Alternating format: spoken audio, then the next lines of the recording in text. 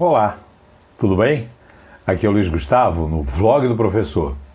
Hoje é dia 2 de setembro. Pode parecer que não tenha acontecido muita coisa nesse dia, né? Mas tem alguns fatos interessantes. Em 1666, um grande incêndio destruiu Londres. Em 1837, nós tivemos a primeira experiência oficial com telégrafos com o código Morse. Em 1906, o explorador Amundsen alcança o ponto mais ao norte, no Alasca, para poder chegar até o Oceano Ártico. Em 1918, nós tivemos os exércitos alemães retrocedendo a chegada das tropas ocidentais. Em 23, neste dia, Hitler violentamente ataca a República do Weimar. Em 1930, o general José Félix Uriburu toma o poder na Argentina e derruba o presidente Hipólito Yrigoyen. Em 1939, Getúlio Vargas diz que o Brasil vai ficar neutro diante da Segunda Guerra.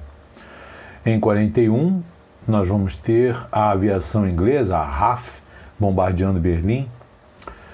Em 1945, nós temos a assinatura do tratado, do ato de rendição dos japoneses frente aos americanos. Em 1961, o Congresso aprova a emenda constitucional que institui o regime parlamentarista no Brasil e, assim, João Goulart pôde assumir a presidência depois da renúncia de Jânio Quadros. Em 1970, o parlamento indiano retira o poder dos antigos marajás e faz com que eles se tornem homens iguais a todos os outros. Em 1988, a Assembleia Nacional Constituinte termina a elaboração da nossa atual Constituição. Mas será que esses fatos são tão importantes quanto o fato que eu vou falar hoje? Depois da vinheta, a gente continua esse papo.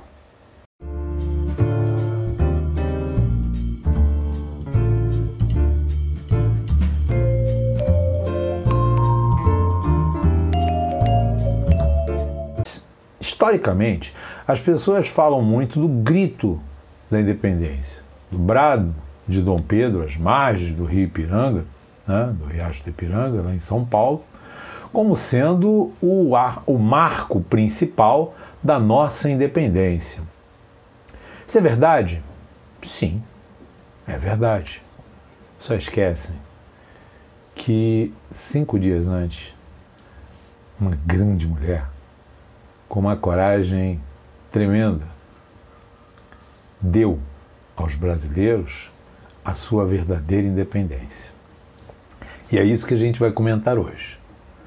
No dia 2 de setembro de 1822, a princesa Leopoldina ela vai assinar o Decreto de Independência do Brasil. Como é que foi isso? São Paulo estava num processo de ebulição muito grande e havia a necessidade da figura do príncipe regente lá para tentar apaziguar isso. Porém, no dia 13 de agosto de 1822, quando ele parte para São Paulo, daqui do Rio de Janeiro, ele nomeia chefe do Conselho de Estado, ele nomeia como chefe de Conselho de Estado a princesa regente interina do Brasil, com poderes legais para governar o país durante a sua ausência, a princesa Leopoldina. Então, com isso, Leopoldina passava a ter poderes tão grandes quanto o do príncipe regente. Podemos comparar o poder dado a Leopoldina com o mesmo poder que a princesa Isabel recebeu próximo da época em que ela assina a Lei Áurea. No caso, as duas se tornaram regentes verdadeiras do Brasil. Elas tinham poder de mando no Brasil. Então, como tal, elas poderiam sim assinar decretos, deliberar coisas. E aí? A princesa recebe notícias de Portugal de que havia uma preparação de uma ação contra o Brasil. Dom Pedro era chamado de meninote pelas cortes de Lisboa, cortes estas que queriam transformar o Brasil de novo na sua rica colônia. Então, ela recebe exatamente essa questão de que havia algo sendo tramado pelas cortes de Lisboa, para ser mais exato, né, contra Dom Pedro. Eles exigiam que Dom Pedro voltasse para Portugal. Eles já tinham levado Dom João VI. Se por um acaso Dom Pedro também voltasse, o Brasil estaria sem ninguém que pudesse defendê-lo. Sem o rei, sem um príncipe regente, sem ninguém. Fácil presa para tornar-se novamente colônia. E é exatamente nesse momento que o nosso grande brasileiro, José Bonifácio de Andrade Silva, entra na história e orienta a princesa. Está chegada a hora de nós rompermos esses laços. Ou a gente torna o Brasil independente, ou então entregamos de vez para Portugal a nossa nação. A princesa Leopoldina simplesmente não titubeia. Ela era uma mulher de fibra, uma mulher de muita coragem, uma mulher para o seu tempo. Bem parecida realmente com a sua neta, Dona Isabel. Uma mulher de coragem. E ela simplesmente faz o quê? Ela conclama, né, o gabinete e ela assina esse decreto de independência do Brasil. Então, com isso, o que ela faz? Ela prepara uma carta dizendo que não tinha outra saída. Era aquilo ou então se render às cortes de Lisboa. José Bonifácio, por sua vez, também faz um documento e mande um emissário até Dom Pedro. Esse emissário sai do Rio de Janeiro e vai para São Paulo. Irá encontrar Dom Pedro às margens do Rio Ipiranga. E no momento em que ele recebe a carta, o decreto, as cartas no caso, e o decreto, ele não tem outra postura. A postura máxima que ele poderia ter era exatamente essa. Ele conclama os soldados que estavam ali exatamente a se juntarem a ele no movimento máximo da nossa história, que seria a independência do Brasil. Neste momento, dia 7 de setembro, daqui a 5 dias, né, estaria então nascendo a nação brasileira. Nesse momento, estaria efetivamente surgindo o país Brasil. Porque até então nós éramos uma parte de uma nação. Nós fazíamos parte de um reino. Nós éramos um terço, vamos dizer assim, desse reino, visto que era um reino unido entre Portugal, Brasil e Algarves. Então nós éramos um terço dessa coroa, vamos dizer assim. 7 de setembro vai ser um marco para que nós nos tornássemos a coroa em si, ou seja, nós nos tornássemos o país individualmente falando. Então, por isso a importância dessas duas datas. O dia 2 de setembro não pode ser esquecido, porque, na verdade, dia 2 de setembro é o ato efetivo da nossa independência. O dia 7 de setembro é exatamente a marcação do que a gente consolida. Por quê? Ela, como princesa e como esposa e como regente interina, ela toma a decisão de imediato, porque ela não poderia esperar Dom Pedro voltar. Quando Dom Pedro voltaria? Então, por conta disso, ela não pôde esperar. E tomada dessa sua coragem, ela sintetiza o ato de liberdade no dia 2 de setembro. Consolidando este ato, no dia 7, Dom Pedro, então, proclama a independência. E a palavra é bem clara, ele proclama. O que é proclamar? É dizer algo sobre. Você está falando. Então, na verdade, o que Dom Pedro fez foi simplesmente dar voz àquilo que no dia 2 de setembro a princesa Leopoldina havia feito. Ele não cria a independência do Brasil no dia 7 de setembro. Ele simplesmente ratifica. Estava garantida. Dia 2 de setembro ela havia sido assinada na frente do Conselho de Ministros, na frente das autoridades que existiam na corte, aqui no Rio de Janeiro, feito pela sua regente interina. Dom Pedro simplesmente tomou conhecimento e falou: eu aprovo aquilo que foi feito no dia 2 de setembro e proclamo então que nós estamos independentes de Portugal. Isso é muito importante a gente marcar, porque na verdade, por conta da destruição do processo histórico que é feito no Brasil por essa esquerda tão danosa ao nosso povo, o dia de hoje é largado de mão. Vocês veem, e aí vai uma crítica. Essa própria Constituição que nós temos, que é uma porcaria, diga-se de passagem, uma Constituição esquerdista, nem isto eles fazem algo a favor. Nem isto é falado. Hoje estava sendo marcado o final da Constituição de 1988. Ela estava sendo consolidada, mas nem isso eles fazem, porque eles querem destruir a história. Eles querem acabar com a história. Mas cabe a este velho professor aqui, pelo menos ressaltar: neste dia nós tivemos a nossa real liberdade, o nascimento do nosso país. Essa hoje é a minha homenagem ao dia 2 de setembro, o dia em que o Brasil realmente se tornou livre do jugo português, se tornou a nação que é hoje, um país. Mas continuando, só para a gente fechar, eu vou fechar o vídeo com uma carta que Dom Pedro manda para Dom João VI em Portugal no dia 22 de setembro, que eu acho que é assim fantástica. Meu Pai e Senhor, tive a honra de receber de Vossa Majestade uma carta datada de 3 de agosto, na qual Vossa Majestade me repreende pelo meu modo de escrever e falar da facção luso-espanhola.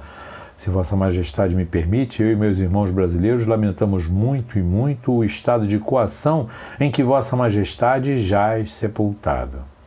Eu não tenho outro modo de escrever, e como o verso era para ser medido pelos infames deputados europeus e brasileiros do partido destas despóticas cortes executivas, legislativas e judiciárias, cumpria ser assim, e como eu agora mais bem informado, sei que Vossa Majestade está positivamente preso. Escrevo esta última carta sobre questões já decididas pelos brasileiros. Do mesmo modo, porque, com perfeito conhecimento de causa, estou capacitado que o estado de coação a que Vossa Majestade se acha reduzido é o que faz obrar bem contrariamente ao seu liberal gênio. Deus nos livrasse se outra coisa pensássemos.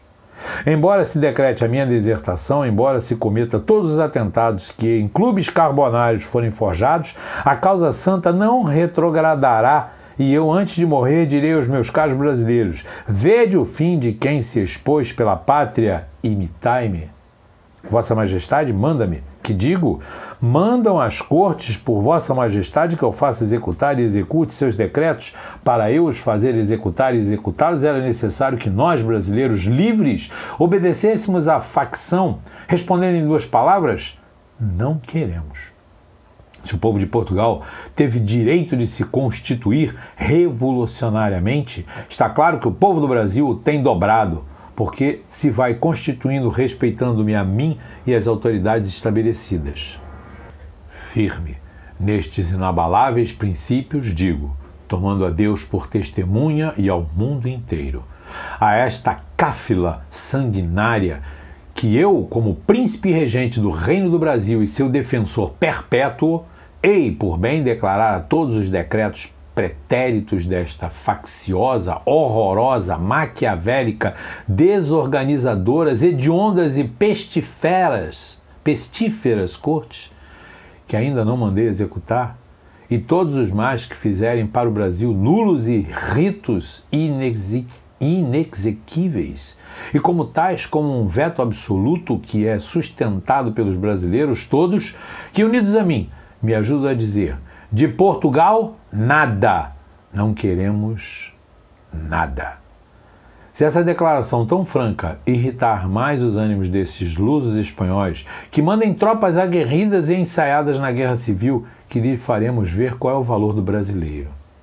Se por decoco se atreverem a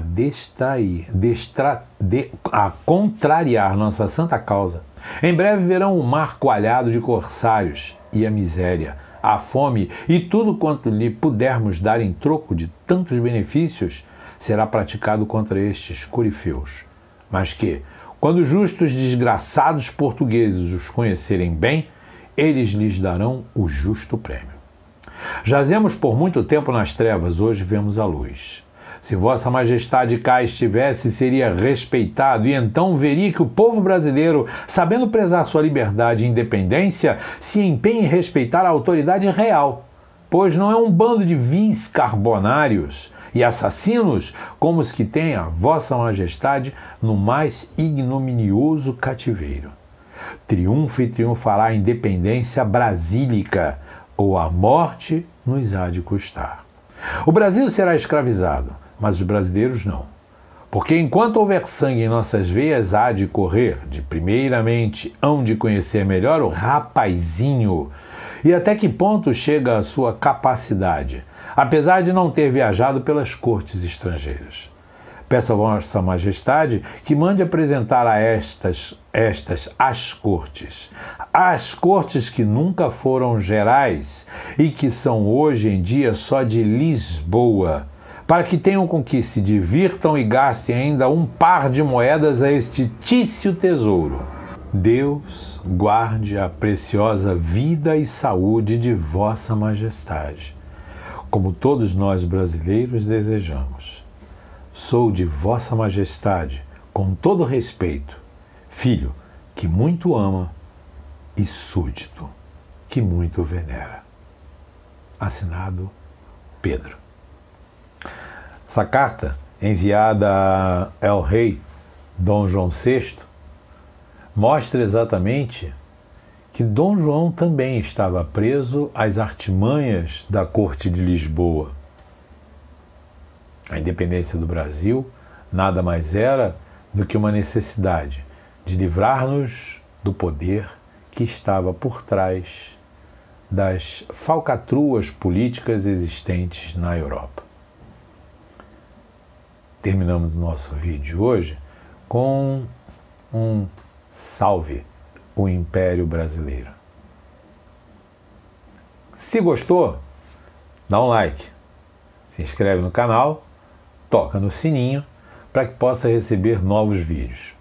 Estou preparando um material muito legal para vocês sobre a análise da Constituição de 1824, para nós vermos o quanto ela foi boa para o Brasil. Só que é um trabalho um pouco mais demorado, que eu estou vendo ponto a ponto para poder trabalhar para vocês. Mas em breve a gente coloca no ar. Ok? Gente, um grande abraço, fiquem com Deus.